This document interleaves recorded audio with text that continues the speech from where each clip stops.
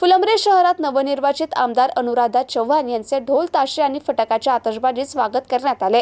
यानंतर त्यांनी महात्मा फुले तसेच छत्रपती शिवाजी महाराज आणि भारतरत्न डॉक्टर बाबासाहेब आंबेडकर यांच्या पुतळ्यास पुष्पहार घालून अभिवादन केले। यावेळी भारतीय जनता पार्टीचे जिल्हाध्यक्ष आणि भाजपा शहराध्यक्ष योगेश मिसाळ यांनी त्यांचा नागरी सत्कार केला। यावेळी आमदार अनुराधाताई चव्हाण यांनी जिल्हाध्यक्ष सुहास शिरसाट आणि योगेश मिसाळ यांच्या निवासस्थानी भेट दिली।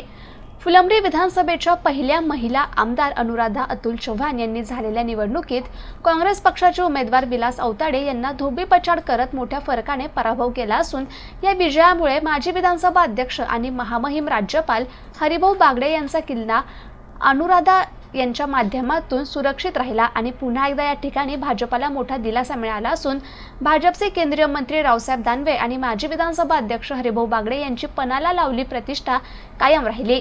मात्र नुकत्याच काही महिन्यांपूर्वी झालेल्या लोकसभा निवडणुकीत यश मिळवलेले डॉक्टर कल्याण काळे यांना या विधानसभा निवडणुकीत अपयशाचा सामना करावा लागला असून फुलंब्री, पैठण, सिल्लोड, भोकरदन, जालना, बदनापूर या 6ही लोकसभेच्या अंतर्गत येणाऱ्या विधानसभेत त्यांना एकही उमेदवार निवडून न आणता आल्याने त्यांच्या पदरी निराशा पडली आहे।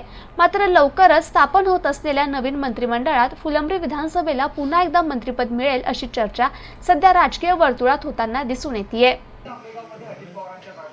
माझ्या लाडक्या बहिणींना तसेच माहिती सरकारचे धडाडीचे निर्णय आदरणीय नानांनी केलेला या मतदारसंघाचा विकास, दादांनी केलेला विकास असेल आणि जनतेशी माझी असलेले जुळलेली नाळ आणि माझ्या सर्वच इच्छुक भावंडांनी कंबर कसून मला साथ दिली आणि कार्यकर्त्यांनी निवडणूक स्वतःच्या अंगावर घेतली आणि झटून काम केलं।